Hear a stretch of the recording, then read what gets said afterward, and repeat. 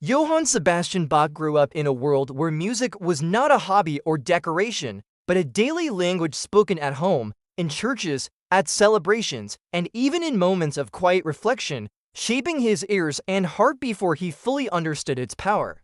He was born in 1685 in the small German town of Eisenach, a place where narrow streets echoed with hymns, string instruments, and disciplined rhythms, creating an atmosphere where sound felt as essential as breath. Bach belonged to a large musical family where fathers, uncles, cousins, and brothers all played instruments, taught students, and composed music, making talent feel less like magic and more like responsibility. From an early age, Johann learned that music demanded patience, structure, and respect, because melodies only became meaningful when discipline guided creativity rather than letting chaos take control. His childhood, however, was not gentle, as he lost both parents while still young, forcing him to grow up quickly while carrying grief quietly alongside his growing musical skill. Living with his older brother, Bach followed strict rules, practiced relentlessly, and learned that mastery was built through repetition, focus, and long hours rather than sudden inspiration. At night, when others slept, young Johann secretly copied sheet music by candlelight, straining his eyes but strengthening his understanding of harmony, counterpoint, and musical architecture.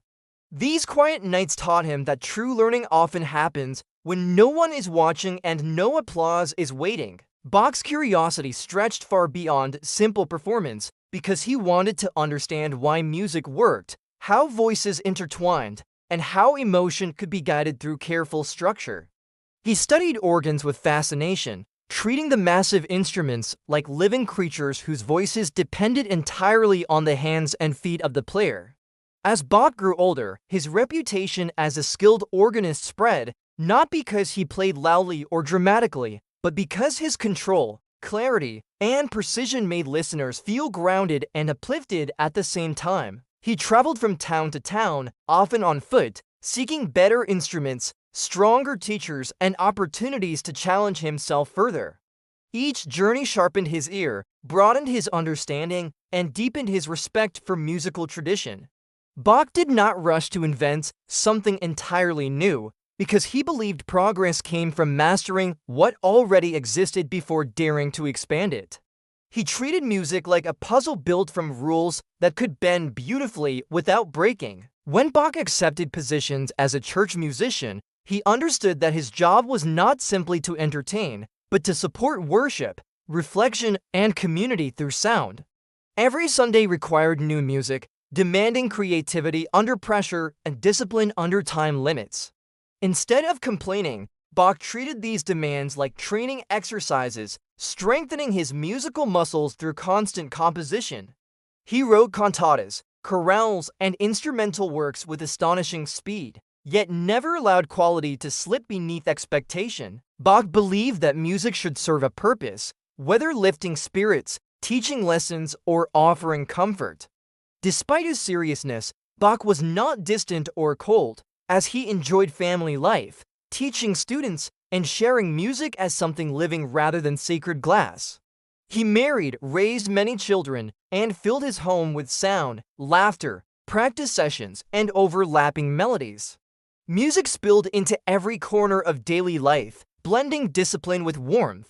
Bach's children learned quickly that creativity thrived best when structure provided support rather than restriction. As a teacher, Bach demanded effort, focus, and respect for detail, but he also encouraged curiosity and persistence. He believed mistakes were part of learning as long as they led toward understanding. His compositions grew increasingly complex, weaving multiple voices together like threads in a tapestry that remained balanced despite its density. Listeners sometimes struggled to follow everything at once, yet felt drawn into the rich movement beneath the surface. Bach trusted that patience would reward those willing to listen carefully. He did not chase popularity or applause, because his satisfaction came from solving musical challenges with honesty and depth. Even when his work went underappreciated during his lifetime, Bach continued composing with unwavering commitment. He viewed music as both craft and devotion, blending intellect with emotion. Every note mattered because every note served the whole. Bach's confidence came not from praise, but from clarity of purpose. He knew what he was building, even if others did not yet understand. Music became his way of organizing the world, order emerged from complexity, emotion found structure, silence gained meaning. As Bach's journey continued, his dedication only deepened, preparing him for challenges that would test both his patience and imagination. The foundation had been laid carefully, brick by musical brick, and the symphony of his life was only beginning to unfold. As Bach entered the most productive years of his life, his responsibilities grew heavier, yet his imagination expanded even faster, as though pressure sharpened his focus rather than breaking his spirit. He accepted demanding positions that required him to compose, rehearse, teach, and perform constantly, often under strict deadlines that left no room for delay or laziness. Each week, Bach produced new music for church services, carefully shaping melodies that carried meaning, balance, and emotional clarity, despite limited rehearsal time. Rather than repeating old ideas, he treated every new piece as a fresh problem to solve, challenging himself to improve structure, harmony, and expression simultaneously. Bach's mind worked like a master architect, stacking voices upon voices while ensuring that every musical line supported the whole rather than competing for attention.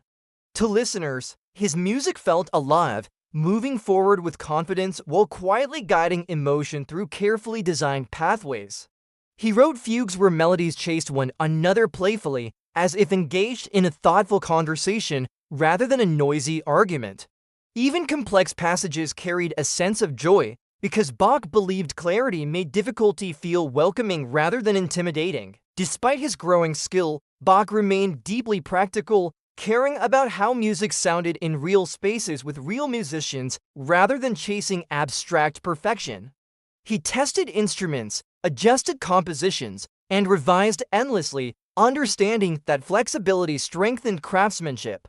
Bach's work as a teacher expanded, and students traveled from afar to study under his guidance, drawn by his reputation for depth, discipline, and clarity. He demanded focus and effort, yet never discouraged curiosity, believing questions were signs of engagement rather than disrespect. Music education, for Bach, was not about copying blindly, but about understanding why each decision mattered. As musical tastes began shifting toward simpler styles, Bach remained loyal to complexity, trusting that depth would outlast fashion. Some critics considered his music old-fashioned, yet Bach quietly continued building something far larger than trends. He composed monumental works that explored the full range of human emotion, from quiet reflection to overwhelming joy.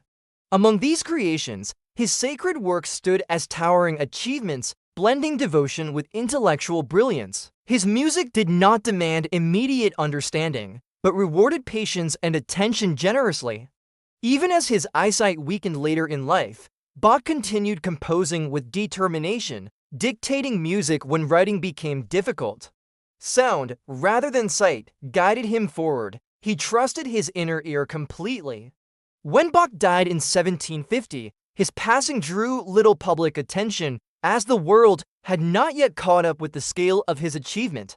For years, his music rested quietly in manuscripts, waiting for listeners ready to understand its depth. Gradually, future generations rediscovered his work and recognized its extraordinary balance of emotion, intellect, and structure.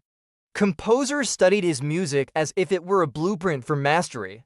Students learned that discipline and imagination could coexist powerfully. Listeners discovered that complexity could feel warm rather than cold. Bach's influence spread far beyond his lifetime, shaping how music was taught, written, and understood across centuries.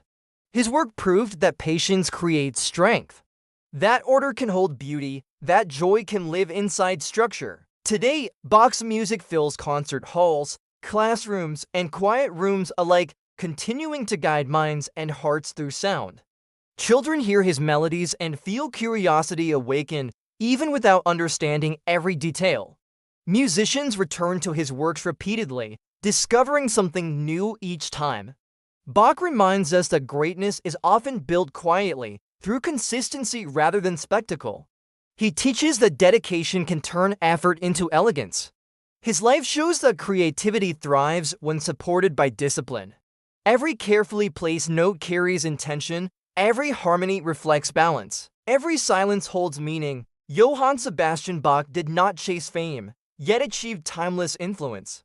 His music still breathes, it still teaches.